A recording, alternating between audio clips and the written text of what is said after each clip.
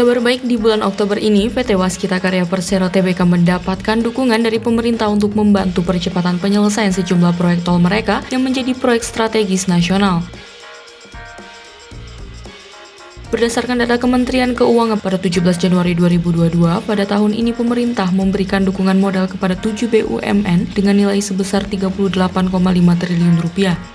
7 BUMN tersebut ialah PT PLN sebesar Rp5 triliun, Perum Perumnas sebesar Rp1,568 triliun, PT Hutama Karya sebesar Rp23,850 triliun, PT Adikarya sebesar Rp1,976 triliun, PT SMF sebesar Rp2 triliun, PT PII sebesar Rp1,085 triliun, dan yang akan kita bahas di video ini yakni PT Waskita Karya yang mendapat suntikan modal sebesar Rp3 triliun. Dukungan pemerintah ini adalah berupa penambahan modal melalui penyertaan modal negara atau PMN.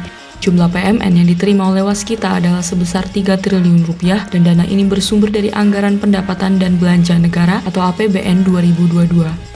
Pemberian modal tambahan ini telah tertuang dalam Peraturan Pemerintah Nomor 34 Tahun 2022 tentang penambahan PMN ke dalam modal saham perusahaan perseroan PT Waskita Karya Tbk yang telah ditetapkan dan ditandatangani oleh Presiden Jokowi pada 4 Oktober 2022 lalu.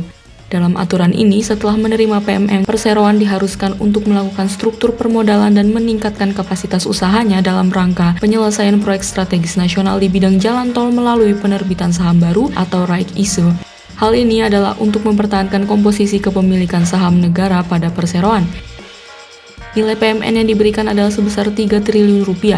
Adapun nilai ini telah ditetapkan Menteri Keuangan Sri Mulyani berdasarkan hasil pelaksanaan penerbitan saham baru yang disampaikan Menteri BUMN Erick Thohir.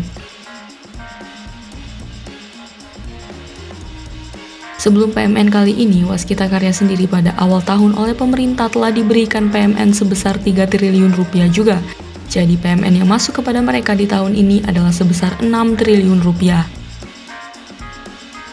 Sementara itu, SVP Corporate Secretary Waskita, Novianto Ari Nugroho menjelaskan bahwa seluruh dana yang diperoleh dari PMN tersebut akan digunakan untuk penyelesaian proyek 2 ruas tol existing milik Waskita Karya.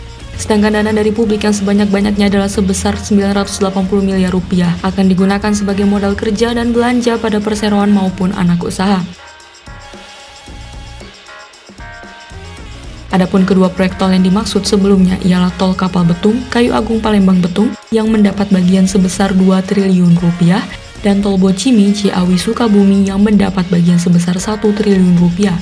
Aksi korporasi ini ditargetkan akan dilaksanakan pada awal Desember 2022 menunggu pernyataan efektif dari Otoritas Jasa Keuangan atau OJK. Berbicara soal Tol Kapal Betung dan Bocimi, berikut sedikit informasi terkait progres konstruksi dari keduanya. Untuk Tol Kapal Betung, Kayu Agung Palembang Betung, PMN akan digunakan untuk penyelesaian tahap 2-nya yang diberitakan terakhir kali telah mencapai progres 72,02% dan ditargetkan selesai November 2023 mendatang. Tol ini sendiri membentang sepanjang 111,7 km dan dibagi ke dalam 2 tahap pengerjaan. Tahap satunya ialah ruas Kayu Agung Keramasan sepanjang 42,5 km yang sudah beroperasi. Sedangkan tahap 2-nya adalah ruas Keramasan Betung sepanjang 69,19 km.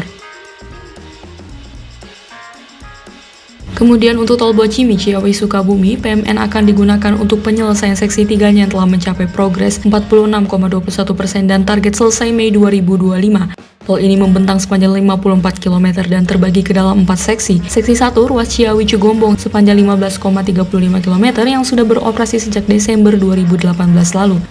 Seksi 2 ruas Cigombong Cibadak sepanjang 11,9 km masih berkonstruksi, target selesai Desember 2022.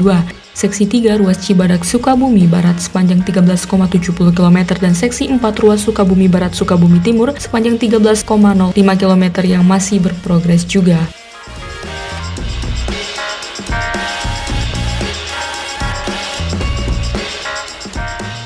Demikian informasi seputar kedua proyek tol Waskita yang akan diberi PMN. Semoga dengan pemberian PMN ini, kedua tol dapat diselesaikan lebih cepat agar bisa segera dimanfaatkan oleh masyarakat.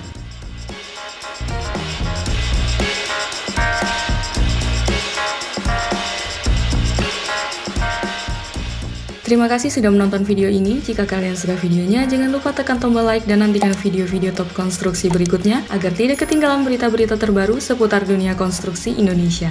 Salam konstruksi!